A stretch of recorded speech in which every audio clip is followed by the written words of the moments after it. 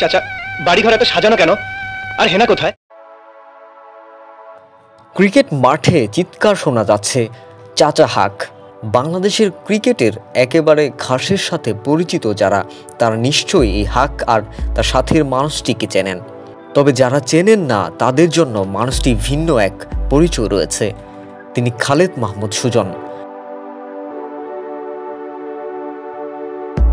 বাংলাদেশ ক্রিকেটের সুপরিচিত মুখ। একজন খেলোয়াড় থেকে শুরু করে ক্রিকেট সংশ্লিষ্ট অধিকাংশ পদই তিনি ছিলেন। সাংগঠনিক দায়িত্ব থেকে শুরু করে কোচিং সবখানে রয়েছে তার বিচরণ। তাকে হয়তো সবাই ভিন্ন ভিন্ন নামে সম্বোধন করবার কথা, তবে একবিংশ শতাব্দীর শুরুর 2টা শতকের প্রতিটা ক্রিকেটারদের কাছে তিনি পরিচিত চাচা হিসেবেই, যার পরবর্তী প্রজন্মেও ছড়িয়ে গেছে। এর পেছনে রয়েছে দারুণ এক গল্প।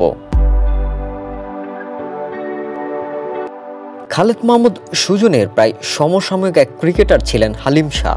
তিনিও এক সময় ছিলেন বেশ জনপ্রিয় একজন ক্রিকেটার। বাংলাদেশের ঘরোয়া ক্রিকেটে তিনি আছেন চর্চার এক বিষয় হয়ে। শুরুটা মূলত বয়স ভিত্তিক ক্রিকেট দিয়ে, সেখানে তিনি আলো ছড়িয়েছেন। জেলে ছিলেন সম্ভাবনা প্রদীপবাতি। প্রতিভাবান তিনি ছিলেন বটে, ব্যাটার হিসেবে তার কদর ছিল। ঘরোয়া ক্রিকেটে গণ্ডি পেরিয়ে তিনি একদিন আন্তর্জাতিক ক্রিকেটে আলো ছড়াবেন, সেই প্রত্যাশাই ছিল সবার। তবে সবার প্রত্যাশা শেষ প্রান্তে নিশ্চয়ই সুখকর সমাপ্তি থাকে না। হালিম শাহের ক্ষেত্রেও ঘটেছিল তাই। সেই হালিম শাহ মূলত চাচা বলে সম্বোধন শুরু করেন খালেদ মাহমুদ সুজনকে, কারণ তিনি কোনো এক সময় জানতে পারেন সুজন তার দূরসম্পর্কের চাচা। ফলে তিনি মাঠে ঘাটে সর্বত্রই সুজনকে চাচা বলে ডাকতে শুরু করেন। চাচাকে তো আর যাই হোক ভাই ডাকা যায় না, তবে হালিম শাহের শুরু করে দেওয়া সেই ডাক যেন ধ্রুবক হয়ে জুড়ে গেছে খালেদ মাহমুদ সুজনের নামের পাশে। বাংলাদেশ ক্রিকেটের আপামর খেলোয়াড়রা তাকে চাচা বলেই ডাকেন, সেখানে প্রজন্ম কিংবা বয়সের কোনো বালাই নেই।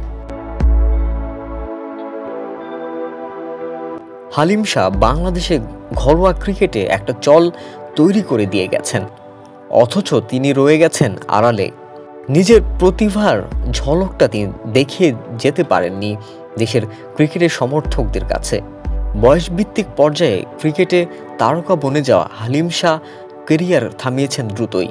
1996-97 সালে তার লিস্ট এ কেরিয়ার শুরু হয়, আর বাংলাদেশ টেস্ট স্ট্যাটাস পাওয়ার পর প্রথম শ্রেণীর ক্রিকেটে তার পথ চলা শুরু। লিস্ট এতে তিনি খেলেছেন 25 ম্যাচ, রান করেছেন 448। ছিল না কোনো অর্ধশতক কিংবা শতক, তবে প্রথম শ্রেণীর ক্রিকেটে তিনি অর্ধশতকে দেখা পেয়েছেন 7 বার। তার নামের পাশে শতক রয়েছে 2টি। আফসোসের বিষয়, বিশাল পাথর বুকে চেপে 2005 সালে তিনি বিদায় নিয়েছিলেন ক্রিকেট থেকে। তবে তিনি যাকে চাচা বলে ডাকতেন, তিনি ক্রিকেট ছেড়েছেন আরও 1 বছর বাদে। খালেদ মাহমুদ সুজন 2006 সালে ক্রিকেটকে বিদায় জানান।